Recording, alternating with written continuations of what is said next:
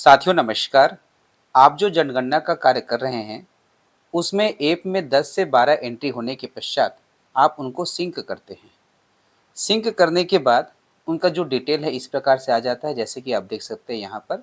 अभी तक मैंने जितने भी कार्य किए हैं वो पूरा सिंक हो गए हैं। जब सिंक कर लेंगे उसके बाद आपको यह पता चलता है कि किसी डेटा में जो है एंट्री गलत हो गई है, तो उसको कैसे सुधारें। तो यदि आप सीधे तौर पर इनको सुधारते हैं तो वहाँ पर जो है पहले भरे हुए डेटा जो है डिलीट हो जाते हैं। केवल मकान नंबर, जनगणना भवन नंबर और परिवार क्रमांक बस दिखाते हैं, बाकी सब डिलीट हो जाते हैं। तो ऐसी स्थिति में हम घर बैठे कैसे सुधार सकते हैं, इस पर आज का वीडियो आधारित है। ध्यान से देखेंगे, इसकी ज़रूरत हर एक प्रगणक को पड़ने वाली है, क्योंकि कहीं ना कहीं एक आध बार तो गलती हो ही जाती है। तो इसके लिए सबसे पहले क्या करना है, यहाँ पर सारांश देखे को क्लिक करना है। सारांश देखिए, इससे पहले आपको बताना चाहूँगा, आप देख रहे हैं आपका अपना चैनल उज्ज्वल लक्ष्य 2.0, जिसमें अभी जनगणना के सभी वीडियो बहुत सरल तरीके से बताए जा रहे हैं। चैनल को सब्सक्राइब कीजिएगा और बेल आइकन अवश्य दबाइएगा, और आपको हमारे इन वीडियो से क्या हेल्प मिल रहा है ज़रूर बताइएगा। तो चलिए आगे बढ़ते हैं। सबसे पहले यहाँ जो सारांश देखिए इसको क्लिक करेंगे। आपको जिस भी एंट्री में सुधार करना है उसका जो लाइन क्रमांक आप नीचे में चेक करेंगे। जैसे देख सकते हैं लाइन क्रमांक आ रहे हैं। मेरे शुरुआती जो मकान हैं वह जो है गैर आवासीय थे, इसलिए यहाँ पर परिवार क्रमांक नॉट अलाउ, परिवार के मुखिया का नाम नॉट अलाउ दिख रहा है। और यहाँ देख सकते हैं स्थिति क्या हुआ है, सिंक किए गए हैं।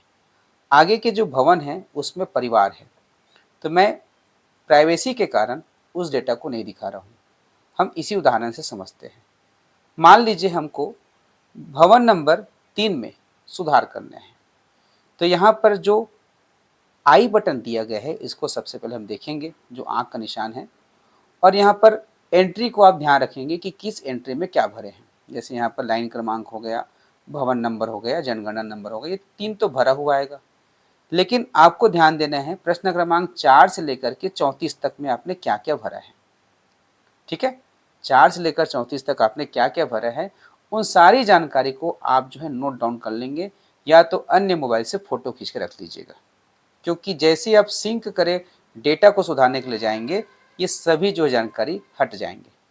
ठीक है, ये आप फोटो खींच लेंगे या जो है कॉपी में लिखेंगे। उसके पश्चात यहाँ पर देखेंगे आपको बैक में जाना है, और 6 विकल्प का जो अलग अलग ऑप्शन है उनमें से ये नीचे का ऑप्शन है जिसमें लिखा हुआ है सिंक करें, उसके ठीक ऊपर ऑप्शन है पहले से सिंक किए गए डेटा को संशोधित करें, अर्थात एडिट करें। तो इसको आपको क्लिक करना है।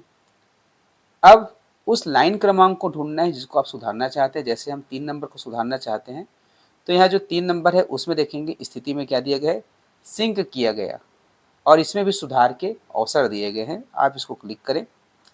कारण देखेंगे क्यों सुधार रहे हैं, तो यहाँ पर क्लिक करेंगे, 3 ऑप्शन आएंगे, पर्यवेक्षक द्वारा, चार्ज कार्यालय द्वारा या स्वयं के द्वारा। तो हम यहाँ पर स्वयं द्वारा को क्लिक कर रहे हैं। उसके पश्चात जारी रखे को क्लिक करें। अब यहाँ पर देखेंगे वो जो 3 नंबर लाइन क्रमांक था उसमें लाइन क्रमांक, भवन क्रमांक और जनगणना नंबर यहाँ पर दिया गया है। इसके बाद के सारे प्रश्न का जो उत्तर है वो जो है अब हट चुका है। अब दोबारा इसको भरना होगा। अगर सारांश देखे को हम नहीं देखे रहते तो इन सब की जानकारी के लिए दोबारा हमको फील्ड में जाना होगा, फिर भर पाएंगे। फील्ड में जाने से अच्छा यह है कि आप सारांश देखे में पूरा डिटेल को अपने पास रखिए, फिर उसको आप री एंट्री करेंगे। तो जैसे मैं यहाँ पर री एंट्री कर रहा हूँ, 3 नंबर जो भवन थे उनका फर्श जो है सीमेंट का है, वहाँ पे दीवार नहीं है क्योंकि वह जो है शेड है। ठीक है, तो यहाँ पर जब दीवार नहीं रहेंगे तो शून्य दर्शाएंगे। उसके पश्चात उनमें जो छत है वो जीआई से बना हुआ है, जीआई धातु से है, चादर है, यहाँ कर दिए। उसके बाद इसका जो उपयोग है यह है अन्य गैर आवासीय उपयोग, और यह है चबूतरा है। क्या है ये, चबूतरा। ठीक, अब यहाँ पर हम क्या कर रहे हैं, अगला को क्लिक कर रहे हैं।